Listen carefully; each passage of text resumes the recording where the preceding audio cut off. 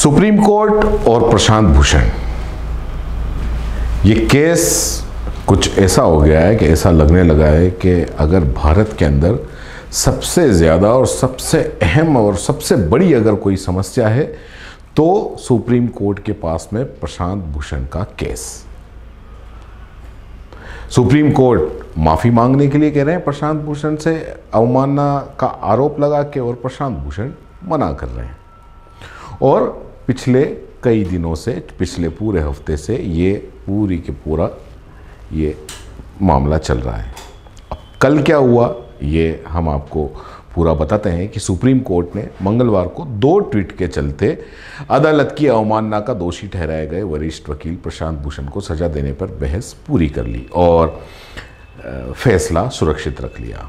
सुनवाई जस्टिस अरुण मिश्रा की अध्यक्षता वाली पीठ कर रही थी, जिसमें जस्टिस BR गवई और जस्टिस कृष्ण मुरारी भी शामिल थे। सुनवाई के दौरान भी भूषण इस बात पर कायम रहे कि वो माफ़ी नहीं मांगेंगे और कोर्ट जो सज़ा देगी उसे वे स्वीकार करेंगे। वहीं कोर्ट ने इस बात को लेकर खेद व्यक्त किया कि भूषण माफ़ी नहीं मांग रहे हैं, माफ़ी मांगने में दिक्कत क्या है।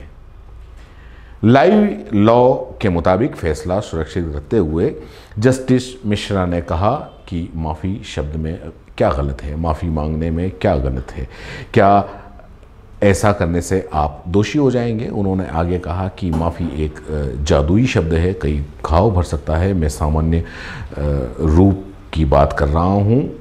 प्रशांत भूषण के बारे में कहा कि यदि आप माफ़ी मांगते हैं तो महात्मा गांधी की श्रेणी में आ जाएंगे, गांधी जी ऐसा करते थे। यदि आप किसी को चोट पहुंचाते हैं तो आपको मरहम लगाना चाहिए, ऐसा करने से कोई छोटा महसूस करने जैसा कुछ नहीं है।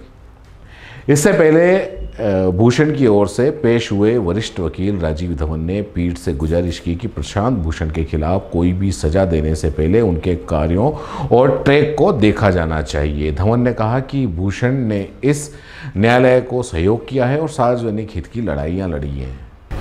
इससे पहले अटॉर्नी जनरल के वेणुगोपाल ने कोर्ट से कहा कि भूषण ने जो बातें की हैं वो सबसे पहले भी कई जजों ने बोला है, इसके लिए उन्हें कोई सज़ा नहीं दी जानी चाहिए। धवन ने कहा कि मैं याद दिलाना चाहता हूं कि जस्टिस अरुण मिश्रा जब कलकत्ता हाई कोर्ट के मुख्य न्यायाधीश थे तो उन्होंने मुख्यमंत्री ममता बनर्जी के खिलाफ जजों को भ्रष्ट बताने वाली उनकी टिप्पणी को लेकर अवमानना कार्रवाई शुरू नहीं की थी। वरिष्ठ वकील ने कहा कि यदि कोर्ट आलोचना नहीं झेल सकेगा तो एक दिन सुप्रीम कोर्ट धराशायी हो जाएगा। राजीव धवन ने भी यही कहा कि भूषण को दोषी ठहराने वाले फैसले में आधा सत्य और विरोधाभास है। वकील ने कहा कि बीते 20 अगस्त के आदेश में भूषण को माफ़ी मांगने का मौका देने वाली बात इस तरह से लिखी गई जैसे कि उन पर ज़बरदस्ती दबाव डाला जा रहा है और माफ़ी मांगनी ही पड़ेगी, ऐसा कहा जा रहा है, ऐसा उससे लग रहा है। उन्होंने कहा कि न्याय के चंगुल से बच निकलने के लिए माफ़ी का सहारा नहीं लिया जा सकता। माफ़ी में ईमानदारी झलकनी चाहिए कि व्यक्ति को उसका एहसास है। धवन ने कहा कि यदि भूषण के बयान को संपूर्णता से पढ़ा जाता है, उसमें उन्होंने कहा कि न्यायपालिका के प्रति उनके मन में सर्वोच्च आदर है, लेकिन 4 मुख्य न्यायाधीशों को लेकर उनकी आलोचनात्मक राय है। पिछले 6 सालों में इस कोर्ट में जो हुआ उसे लेकर हम सभी बहुत पीड़ित हैं, दुखी हैं। मुझे इस कोर्ट के कई फैसलों पर गर्व है, लेकिन ऐसे कई फैसले हैं जिन पर मुझे गर्व नहीं है। राजीव धवन ने कहा कि न्यायालय आलोचनाओं से अछूता नहीं रह सकता और यह हम सभी की जिम्मेदारी है कि हम सार्थक आलोचनाएं करें। वरिष्ठ वकील ने कहा कि हम आपसे दया बरतने की मांग नहीं कर रहे हैं, बल्कि हमारी मांग यह है कि कोर्ट अपना बड़प्पन दिखाए। उन्होंने पीठ से कहा कि आप प्रशांत भूषण को शहीद न बनाएं, वो ऐसा नहीं चाहते। यदि भूषण को सजा दी जाती है तो एक धड़ा उन्हें शहीद का दर्जा दे देगा और एक धड़ा कोर्ट के फैसले को सही ठहराएगा। हम इस विवाद को खत्म करना चाहते हैं, यह सिर्फ कोर्ट के न्यायिक बड़प्पन से ही खत्म हो सकता है। शीर्ष अदालत ने भूषण को एक और मौका दिया जब अटॉर्नी जनरल के वेणुगोपाल ने उनके लिए माफ़ी का अनुरोध किया था।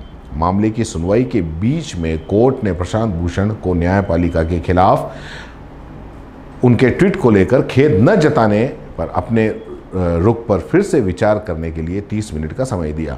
शीर्ष विधि अधिकारी ने कहा कि उन्होंने यानी कि प्रशांत भूषण ने कभी यह कहने में कोई झिझक नहीं दिखाई कि वे अदालत का कितना सम्मान करते हैं। 2009 वाले मामले में उन्होंने खेद भी व्यक्त किया था। उसी तरह अगर वे इस मामले में खेद जाहिर करते हैं तो यह दुर्भाग्यपूर्ण मुकदमे का अंत हो जाना चाहिए। इस पर जस्टिस मिश्रा ने कहा कि उनकी सलाह ठीक है, लेकिन भूषण को अपने आरोप वापस लेने चाहिए। अटॉर्नी जनरल ने उनकी इस बात पर सहमति जताई।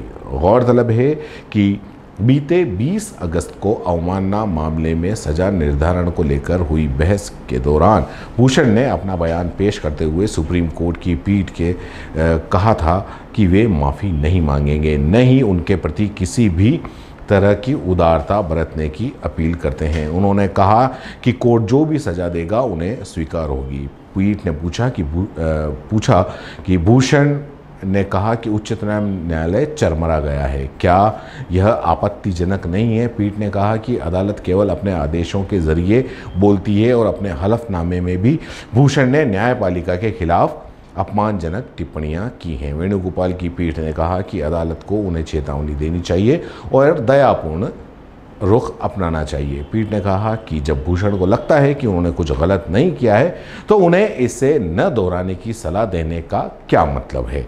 कोर्ट ने कहा कि एक व्यक्ति को गलती का एहसास होना चाहिए।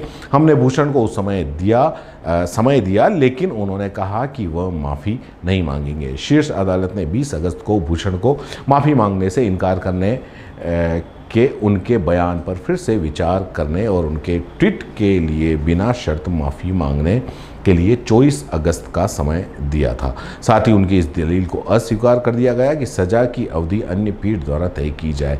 इसके बाद 24 अगस्त को भूषण ने अपने पूरक बयान में कहा कि यदि वे उन बयानों जो उनके विचार में सही हैं उनको अगर वापस लेंगे या माफ़ी मांगेंगे तो यह उनकी अंतरात्मा को गवारा नहीं होगा। वहीं दूसरी ओर सुप्रीम कोर्ट ने जस्टिस अरुण मिश्रा की अगुवाई वाली पीठ ने वरिष्ठ वकील प्रशांत भूषण के खिलाफ साल 2009 के एक अन्य अवमानना मामले में एक उचित पीठ के सामने सूचीबद्ध करने को कहा। जस्टिस मिश्रा 3 सितंबर को रिटायर होने वाले हैं, इसलिए उन्होंने मामले को एक नई पीठ के पास भेजने का निर्देश दिया। प्रशांत भूषण द्वारा साल 2009 में तहलका पत्रिका को दिए इंटरव्यू को लेकर उस पर इंटरव्यू दिया था जिस पर अवमानना की कार्रवाई चल रही थी, जिसमें भूषण ने कथित तौर पर ये आरोप लगाया था कि पिछले 16 मुख्य न्यायाधीशों में से कम आधे भ्रष्ट थे। ये प्रशांत भूषण का मामला है और अभी सबसे बड़ा हॉट टॉपिक यही चल रहा है। ऐसा लग रहा है मानो कि देश में और कोई समस्या नहीं है और कोई मामले नहीं है, सुप्रीम कोर्ट के पास में और कोई काम नहीं है, एक सबसे बड़ा यही काम है और ये काम हो रहा है। फिलहाल प्रशांत भूषण के मामले में सुप्रीम कोर्ट ने जो फैसला रखा है वो सुरक्षित रखा है। वो क्या फैसला करते हैं, सज़ा देते हैं, माफ़ करते हैं या प्रशांत भूषण माफ़ी मांगते हैं या नहीं मांगते हैं, ये समय पर सामने आएगा जो हम आपको बताएंगे। अगर आप YouTube पर देख रहे हैं तो CBC न्यूज़ वायर का चैनल सब्सक्राइब करिए, पास में दिख रहे बेल आइकन को भी दबाइए ताकि जब भी हम आपके लिए कोई खबर, कोई जानकारी लेकर आएं तो सबसे पहले आपके पास नोटिफिकेशन पहुंचे। अगर आप Facebook पर देख रहे हैं तो CBC वायर का पेज लाइक करिए। अगर आप Instagram पर देख रहे हैं तो आप हमें फॉलो कर सकते हैं।